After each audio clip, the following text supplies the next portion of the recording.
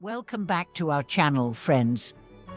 I'm truly honored to have you here again. Today's discussion is going to challenge some of the assumptions many of us carry, especially those of us who are committed to living a life of compassion, kindness, and spiritual growth.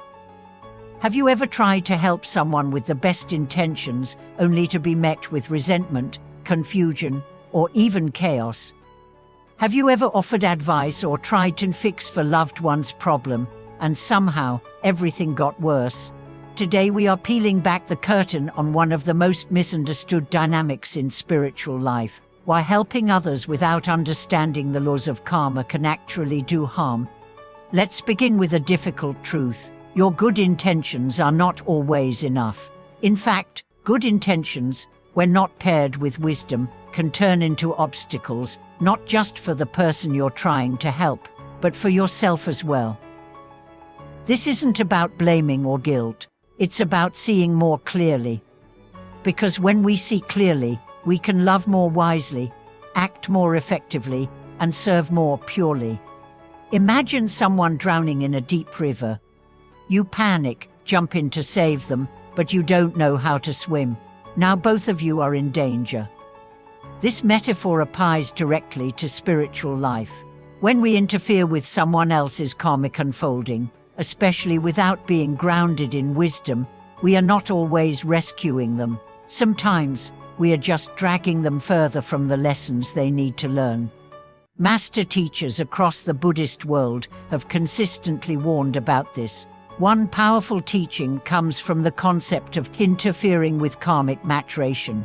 Every person is living out a karmic script, a combination of past actions, present circumstances, and future tendencies. What looks like suffering might actually be the doorway to their awakening, and when we rush in to remove that suffering, we may be slamming that door shut. Let me tell you a story. A woman named Eleanor was known in her community for her kindness. She volunteered at every event, offered free counseling, and opened her home to anyone in need. But something strange happened. No matter how much she gave, her own life grew more chaotic. Her finances were unstable, her health declined, and she often felt deeply drained. Eventually, she sought guidance from a monk who listened quietly and said, "Your heart is large, but your insight is clouded. You're taking on karma that isn't yours."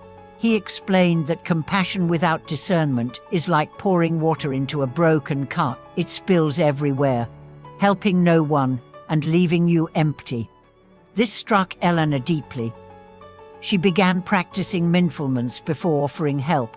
She asked herself, am I acting from ego or from wisdom? Am I offering support or am I trying to control the outcome? Slowly, her life regained balance. She still helped others, but with new awareness, new boundaries, and new humility. This principle of not interfering with another's karma is not about indifference. It's about alignment.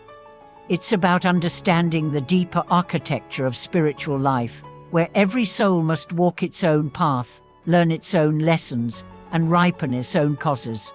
Sometimes, the most compassionate thing you can do is to hold space, to be present without fixing, to witness without judging, to love without clinging. This is not passive, it's profoundly active. It's the choice to trust in the sacred intelligence of karma, which always knows what is needed better than our opinions ever could. There's another layer to this spiritual arrogance. Once we begin to understand a little Dharma, a little meditation, a few insights, we sometimes fall into the trap of thinking we know what's best for others. We become preachers instead of practitioners. We talk more than we listen. We push instead of invite. This is a subtle ego trap, one that transforms our unhelped into harm. In the Buddhist scriptures, there's a warning about those who think they are enlightened and begin to correct everyone around them. These individuals are not only blocking their own growth, but also disturbing the spiritual path of others. Real wisdom is silent more often than it is loud. It waits, it watches, it respects timing. Let's also look at the emotional toll of misguided helping. Have you ever found yourself emotionally exhausted from trying to fix a friend's life? Have you felt angry or resentful when your advice wasn't taken? That exhaustion, that bitterness, it's not because you cared too much, it's because your caring wasn't aligned. You took responsibility for something that wasn't yours. There's a concept in Buddhism called bright timing. Just as fruit must ripen before it can fall from the tree, insight must ripen in the heart of the seeker. You can't force someone to wake up before they're ready. You can plant seeds. You can water gently. You can protect the soil. But the blossom is not your job. So how do we practice true compassion without falling into the trap of karmic interference? First, practice listening.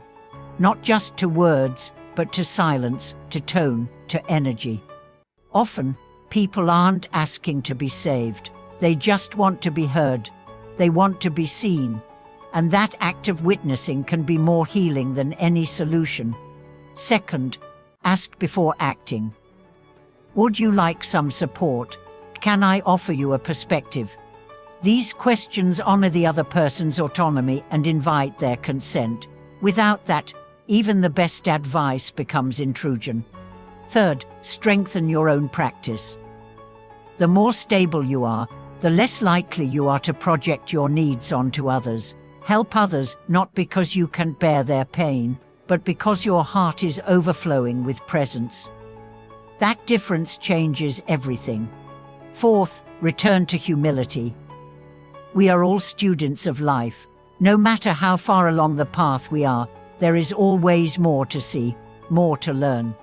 True compassion comes not from a place of superiority, but from solidarity, from recognizing the shared vulnerability of being human. There's also a profound teaching in simply doing inner work and offering the merit to others. You don't need to lecture someone to help them. You can sit in meditation, cultivate peace, and dedicate that peace to them. You can recite mantras, offer light, and silently wish them clarity. These subtle actions bypass ego and speak directly to the soul. I remember a teacher once said, "Don't interfere with someone's karma, but don't abandon them either." What he meant was this: be a steady light. Let your life be the sermon. Let your peace be the invitation. Let your clarity be the mirror.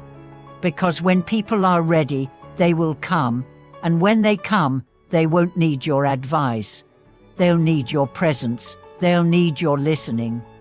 They'll need your being. And that is the highest form of help to become the space in which another can awaken. Thank you so much for watching this video. If you've ever struggled with the question of how to help others without harming, or if you've learned the hard way about karmic boundaries, I invite you to share your story in the comments. Your experience might become someone else's turning point. Please like, subscribe, and turn on notifications if this content resonated with you. Your support allows us to continue sharing these timeless teachings with those who seek truth, clarity, and peace. Until next time, may your heart be wise, your actions aligned, and your presence a sanctuary for those around you.